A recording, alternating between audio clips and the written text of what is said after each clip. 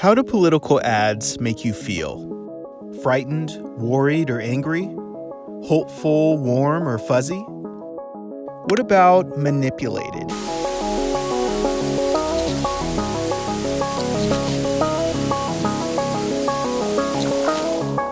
Every word, photo, image, and musical note of a campaign ad is carefully chosen to evoke a particular response from viewers.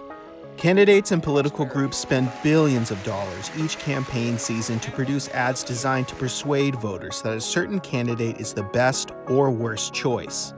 During election season, political ads are ubiquitous, appearing on social media, television, websites, even music videos and online games. Try taking a few minutes to really scrutinize the elements of the next ads you see. Here are some tactics to look out for.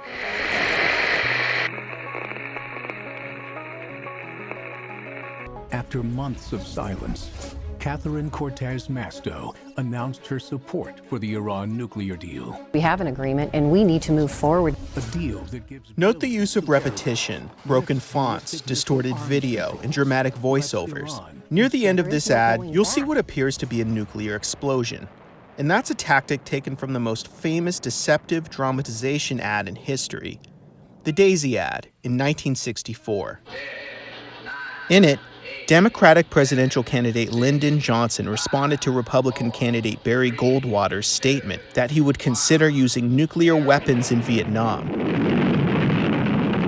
These are the stakes to make a world in which all of God's children can live, or to go into the dark. We must either love each other or we must die.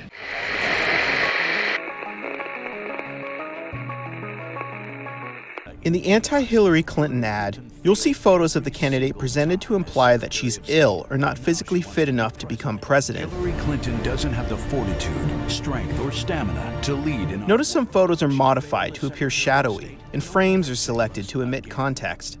I'm Donald Trump, and I approve this message. Every morning I say a prayer for my... In this Louisiana Senate race ad from 2014, the favored candidate is presented in sympathetic situations, surrounded by children, for example, and is only shown smiling in bright colors.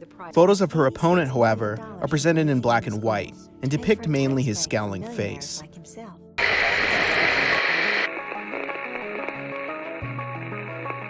Many campaign ads are relatively short, and so are humans' attention spans. Therefore, each word in a campaign ad is vetted carefully to ensure it's absolutely needed to get the message across. The limited word choice often purposefully omits context, making the ad deceptive because of the words that weren't used. Another way words are abused in campaign ads is by selecting a pile of positive-sounding words and stringing them together for a narrative that sounds nice but has no real meaning.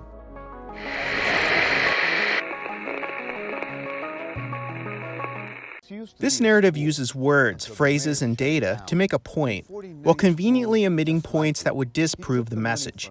Here's an ad in which a candidate for city mayor accuses his opponent of supporting elite private schools that are actually charter schools. Founded by his big campaign contributors. I'm Chuy Garcia. I will stop privatizing our public schools and let you elect a school board. And he accuses his opponent of not providing funding for schools, when the money actually comes from the state. I will give control of your schools back to you.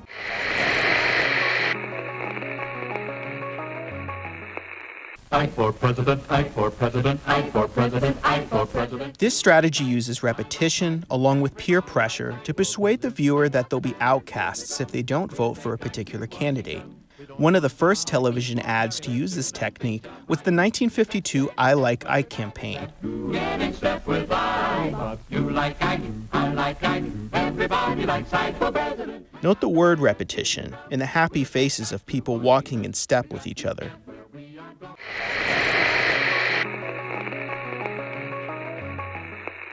Common Core, Obama's Medicaid expansion, tax increases. Barack Obama? No, John Kasich. Sometimes an ad doesn't even seem to be about the candidate, but someone the ad producers want you to associate with the candidate. Former President Obama's words and image have appeared in ads for candidates from local to national races, both to persuade voters to support or reject the candidate because of the Obama connection. In this ad, candidate John Kasich's opponent accuses him of being an Obama Republican. Also, note the dark, conspiratorial photo and shadowy lettering. Yes, even fonts are carefully chosen to provoke a desired emotion.